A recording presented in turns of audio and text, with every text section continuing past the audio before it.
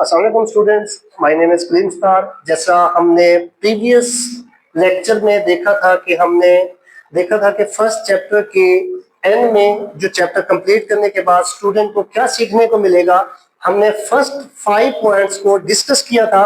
इसके बाद हम देखते हैं नेक्स्ट जो पॉइंट्स है हमारे 6। हमने 5 पॉइंट्स प्रीवियस लेक्चर में कर लिया था। जिसने नहीं देखा वो पहले फर्स्ट लेक्चर को वीडियो जाके देख सकता है, ताकि वो पहले वाले पॉइंट को क्लियर कर सके। अब हम पॉइंट नंबर 6 को डिस्कस करते हैं। तो हमने ये देखते हैं कि सॉफ्टवेयर डेवलपमेंट लाइफ साइकिल की हम बात कर रहे थे, तो इसमें recognise and apply quality assurance technique है कि भाई सबसे पहले जो क्वालिटी यूज कर रहे हैं उसकी पहचान होनी चाहिए। अगर हम चैप्टर पढ़ेंगे, पूरा डिस्कस करेंगे, सॉफ्टवेयर को डेवलप कर रहे हैं, सॉफ्टवेयर सिस्टम को बना रहे हैं, तो जो भी टेक्निक यूज करेंगे ये हमें एश्योरेंस होनी चाहिए कि हम किस क्वालिटी के सॉफ्टवेयर को यूज कर रहे हैं। ये हमें कंफर्म होना जरूरी है। ये पॉइंट हमने देखना है 6 पॉइंट में। नेक्स्ट हमारा 7 है। तो वो कह रहा है कि हमने जो मॉडल बनाने के लिए, डायग्राम के लिए जो लैंग्वेज यूज करनी है वो हमारी है UML, जिसे कहते हैं यूनिफाइड मॉडलिंग लैंग्वेज। ठीक है, यूनिफाइड मॉडलिंग लैंग्वेज है। ये यूटिलाइज करते हैं किसको? सॉफ्टवेयर सिस्टम को शो करवाने के लिए, रिप्रेजेंट करवाने के लिए, उसको डायग्राम के जरिए शो करवाने के लिए हम लैंग्वेज जो यूज करते हैं वो है हमारी यूनिफाइड मॉडलिंग लैंग्वेज। ये वो लैंग्वेज है जिसे हम यूज करते हैं। पहले हमने 6 पॉइंट में ये देखा कि हमें क्वालिटी एश्योरेंस के लिए इस चीज की पहचान होनी चाहिए कि हम सॉफ्टवेयर सिस्टम जो बना रहे हैं उसकी टेक्निक बिल्कुल ठीक है और सही तरीके से वो वर्क कर रही है। दूसरा हमने ये देखा कि अगर हम डायग्राम बना रहे हैं तो उसके लिए डायग्राम बनाने से पहले हमने ये देखना है कि जो लैंग्वेज यूज कर रहे हैं वो मॉडल बनाने के लिए वो हमारे पास कौन सी होनी चाहिए? Unified modelling language. और पॉइंट नंबर 8 है, हमने ये देखना है कि आइडेंटिफाई करना है और अप्लाई करना है। हमारे पास आम तौर पे डिजाइन यूज होने चाहिए, मतलब कि हम अपने कस्टमर के लिए, अपने यूजर के लिए, अपने प्रोग्रामर के लिए, जो यूज करेगा हमारा कस्टमर, उसके लिए कॉमन सॉफ्टवेयर डिजाइन हो, ताकि हमारा जो सॉफ्टवेयर डिजाइन है वो अच्छे तरीके से अप्लाई हो और समझ भी आए, और हम किसी भी तरह की चीज को आइडेंटिफाई कर सके, प्रॉब्लम हो उसका सोल्यूशन निकाल सके, अच्छे तरीके से उस सॉफ्टवेयर को यूज भी कर सके। ये हमने देखा पॉइंट नंबर 8 में, जिसमें आपको दिखाई भी दे रहा है identify and apply common software design pattern in software design, कि आमतौर पे इस्तेमाल होने वाला पैटर्न यूज करें अपने सॉफ्टवेयर डिजाइन के लिए। नेक्स्ट हमारा है कि पॉइंट नंबर 9 है कि एम्प्लॉय करें कौन सा डिबगिंग सॉफ्टवेयर टेक्निक होनी चाहिए।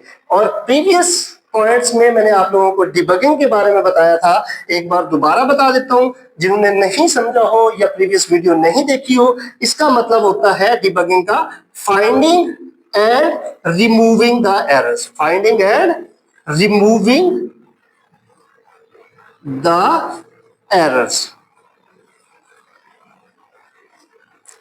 ये डिबगिंग का होता है कि हम डिबगिंग टेक्निक जो यूज करेंगे, और उसके बाद हमारी नेक्स्ट स्ट्रेटजी जो होती है वो टेस्टिंग की होती है।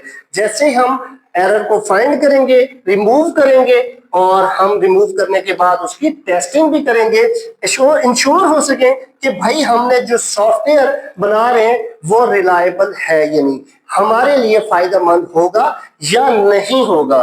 तो हम इसके बारे में ये चीज अप्लाई करेंगे।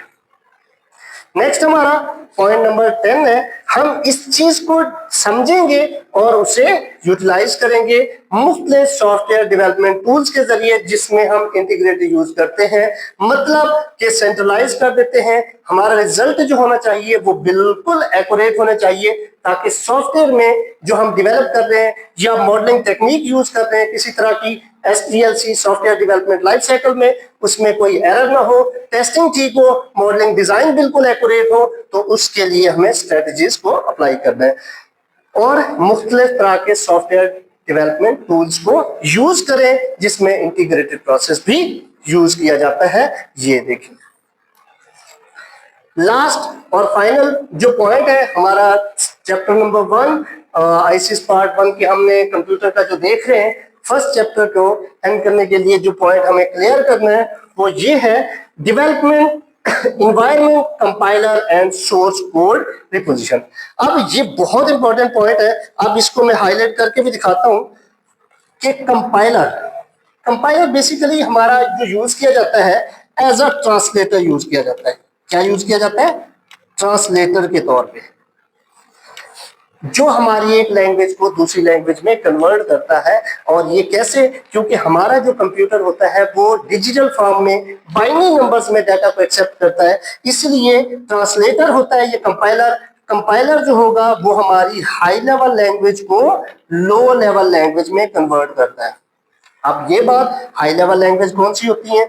जो ह्यूमन अंडरस्टैंडेबल होती है, जो इंसान समझ सकता है, और लो लेवल लैंग्वेज जो मशीन समझ सकती है, बाइनरी नंबर 0 और 1 की फॉर्म में। या दूसरी फॉर्म में ये कह सकते हैं कंपाइलर जो है वो हमारे सोर्स कोड को ऑब्जेक्ट कोड में कन्वर्ट करने के लिए यूज किया जाता है। अब हम इसको डिटेल के साथ चैप्टर जब स्टार्ट करते हैं तो हमने ये ओवरव्यू देखा है, चैप्टर जैसे ही स्टार्ट करेंगे उसको हम डिटेल के साथ हर एक चीज को एक्सप्लेन करेंगे कि किस तरीके से हमने उसे देखना है। ये हमने 11 पॉइंट्स देखे जो चैप्टर के स्टार्ट से लेकर एंड तक, कि हम चैप्टर को कंप्लीट करने के बाद क्या क्या चीजें सीखेंगे वो इसमें देखने हैं। 11 पॉइंट्स थे। नेक्स्ट वीडियो में इंशाल्लाह हम चैप्टर को स्टार्ट कर देंगे इंट्रोडक्शन से, और इंट्रोडक्शन के बाद उसके टॉपिक ही स्टार्ट करेंगे।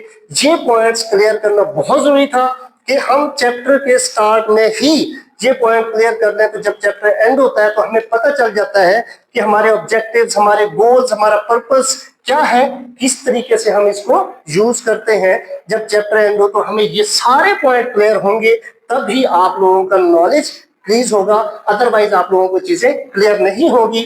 इंशाल्लाह नेक्स्ट वीडियो में मिलते हैं और नेक्स्ट टॉपिक के साथ।